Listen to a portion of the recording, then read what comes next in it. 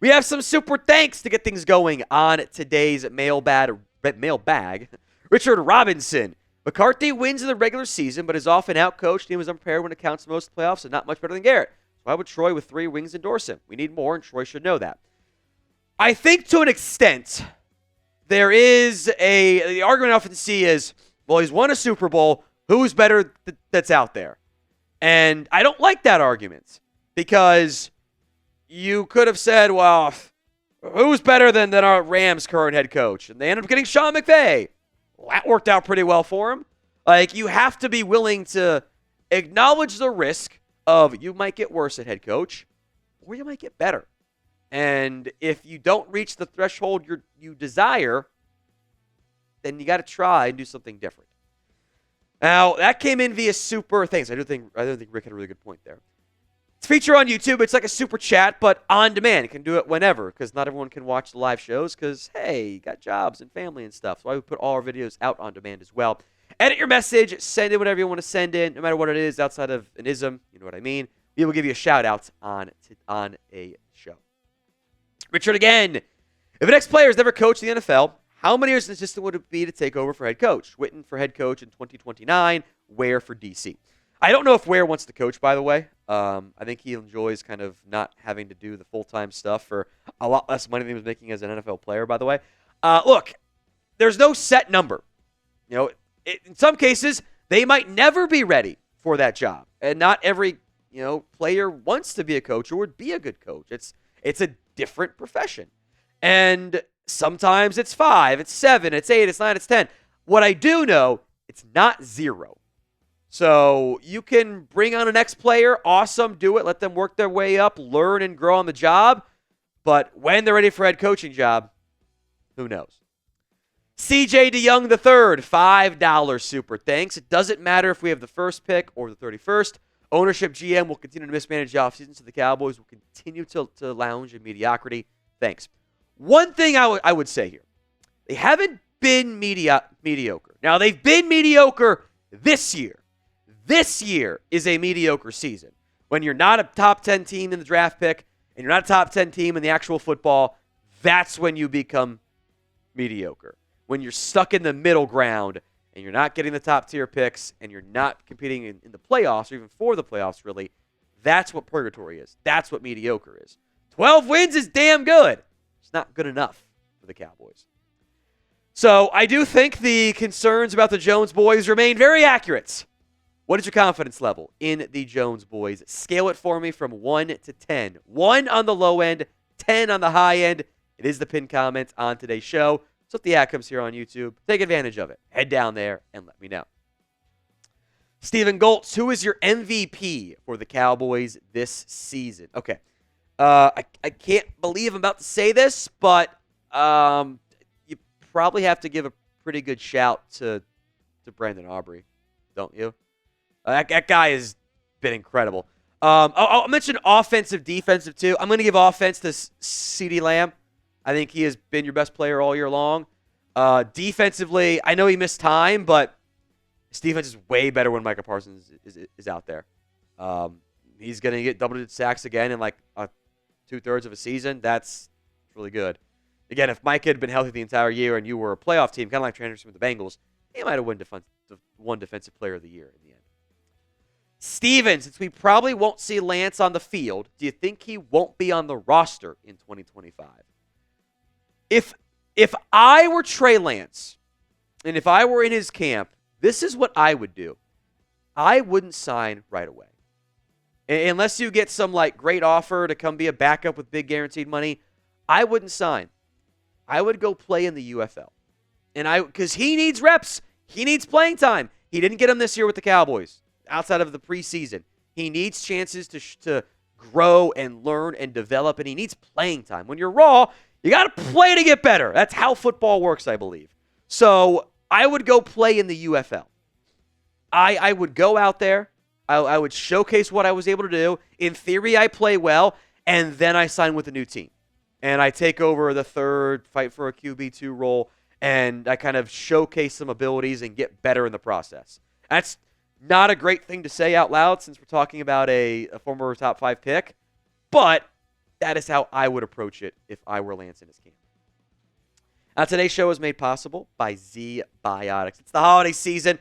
You've got Festivus, you've got Christmas parties, you got New Year's Eve, and you might not always bounce back the way maybe you did when you were younger. Z Biotics is the solution to some of your issues there. Pre-alcohol is the world's first genetically engineered probiotic. It was invented by PhD scientists to tackle rough mornings after drinking. When you drink, alcohol gets converted into a toxic byproduct in the gut. It's this byproduct, not dehydration, that's to blame for your rough next day. Pre-alcohol produces an enzyme to break this byproduct down. Remember to drink this probiotic before drinking alcohol, drink responsibly, and get a good night's sleep to feel your best the next morning. Stay in the loop and go to zbiotics.com/chatsports. You can also scan the QR code on screen right now to get 15% off your first order when you use code CHATSPORTS at checkout.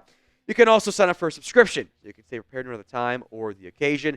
Z Biotics is back with 100% money-back guarantee. So if you're unsatisfied for any reason, they'll refund your money, no questions asked.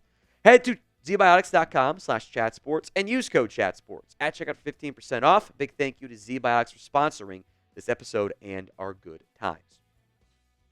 From Max, is there any chance the Cowboys can draft a running back in round one?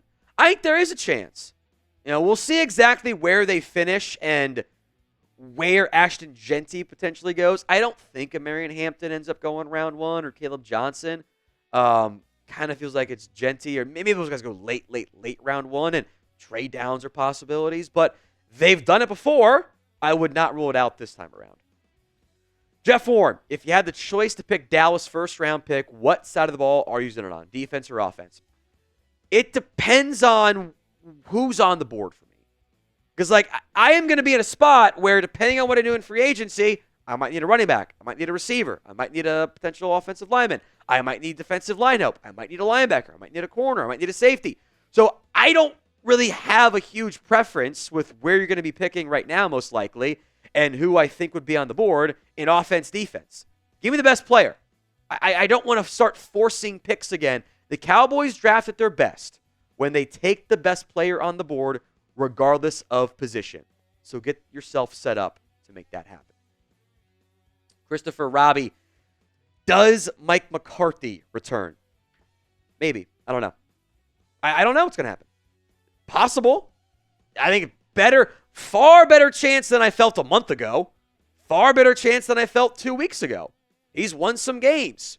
That gives him a chance at least. I still think that if we're just hiring coaches because the players didn't quit on him, they didn't quit on Jason Garrett either. And that's not quitting is not a reason to keep somebody. It's the bare minimum. It's like the bare minimum of a normal employee is to not be disrespectful to your boss. If you are disrespectful to your boss, you're going to get fired, obviously. That doesn't mean you're going to get a raise if the rest of your job isn't doing well enough, So what is the percent chance the Cowboys choose to keep Mike McCarthy? Let me know in the comments section of today's show. Ronnie J, how do you feel about drafting T-Mac from Arizona? That's Tero McMillan, the wide receiver. I'm down. I just don't think he's going to be there for you. There's the top-end talent. Is it great? I think he'll be mostly regarded as the number one wide receiver in this year's class. I don't think he'll be available, but I'll be down. Gives you some size and some good, that kind of T. Higgins-esque wide receiver play. I would like that one quite a bit if I were the Cowboys. I don't think he's going to be there for you. Now, do you want to be on the mailbags in the future? I got a chance to. Hit that sub button, youtube.com/CowboysTV for more free videos, including the mailbags. Ronnie J, how you feeling about Ashton Jeanty and Rico Dowdle? Do you think they could both get 1,000 yards? That's not quite how the game is played. I mean, it's happened what? The Lions did it with David Montgomery and Jahmyr Gibbs, or at least they were close to doing it with Montgomery and Gibbs this year. And then it was the last time two running backs did it was the Panthers year with like Jonathan J. Stu and D'Angelo Williams. I think that was the last time. So I am not including Lamar Jackson because that's cheating. I think asking 2,000-yard backs is really challenging with the way the game is played. I think they'd be a damn good duo, and I'm open to it if you fill all of your needs as well in free agency for once. Frank Smythe, did Dallas just lose their shot at Jeanty by winning? I'll say this. If they lost their shot at Jeanty, I don't actually think it's because they won games. Think about the current draft order. Knowing things are going to change between now and the actual draft, Giants are going to go QB. Other teams in the top 5, Patriots, Jags, Titans, maybe the Browns. There's a 4-game win difference there. I don't think Cleveland, with the way they run their front office, I know they paid Nick Chubb, I don't think they want to draft a running back in the top 5. That might be a Mason Graham team. The Raiders at 6 might be an option, especially if they get a quarterback somehow, some way elsewhere. But if Jeanty doesn't go top 6 to like the Raiders, who are in need of a running back, Panthers, Jets, Bears, Saints, Niners, Dolphins, Colts, Bengals, who I think are still going to jump you in the draft order and put the Cowboys up higher, those teams aren't going to take a running back, I don't think. So if you want Jeanty, I don't think you're out of that conversation right now. Now, maybe it's a Bijan thing where he goes, top 7 into the Raiders or something. But if that was the case, then, there's a 4-game gap right now between you and the Raiders. You weren't going to get there. You weren't going to be able to lose 4 extra games somehow relative to the Raiders. So I don't know if that actually happened yet. Who do you want to draft in round 1 this year? Let me know in the comments section of today's show. Ronnie J, you think Zeke can return in 2025 as the primary fullback and nothing more since he really wants to stay with the Cowboys, but assure me it will be super limited?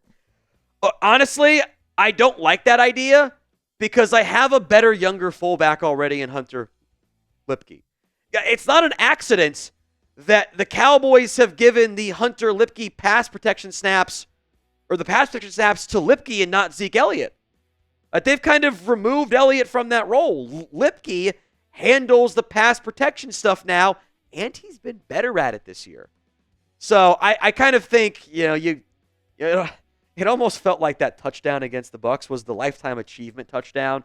One more for Zeke, and then that might be like, I'm going to talk about this later in the week. I want to give more playing time to Lipke. I want to give Lipke all my short yardage work to see if he can handle that role next year. That's what I would prefer. Make him truly into the John Kuhn role. I think I pronounced that correctly. Zeke as a fullback, I got a younger, cheaper one already. J&D Prod, how about Luther Burden? He could be good. That is the Missouri wide receiver. I was disappointed by his play this year. I think the injuries and offensive woes for Missouri were bigger factors than that.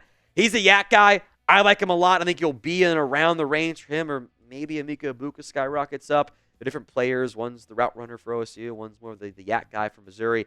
He brings you stuff you don't have on this team, and I would be interested there for sure. Ronnie J, will we win a Super Bowl in the 2020s? I want to say yes, but I have my doubts. My biggest concern is this organization doesn't spend and be aggressive in the same way other organizations are. And as in terms of building a playoff team, the Cowboys have done a fantastic job of that. When the quarterback's been healthy, now maybe the bookend years of McCarthy, it wasn't going to matter, but when the QB's been healthy, they've always been a playoff team or a fringe playoff team. Dating back to the Romo era. That's how long it's been. But that's not the goal we have. We have the Super Bowl goal. And when they don't spend the same amount of money, they don't do it cash-wise. That is a fact. There's a big gap between them and Philadelphia. That puts them at a competitive disadvantage. That doesn't always show up in the regular season. It does show up, though, in the playoffs.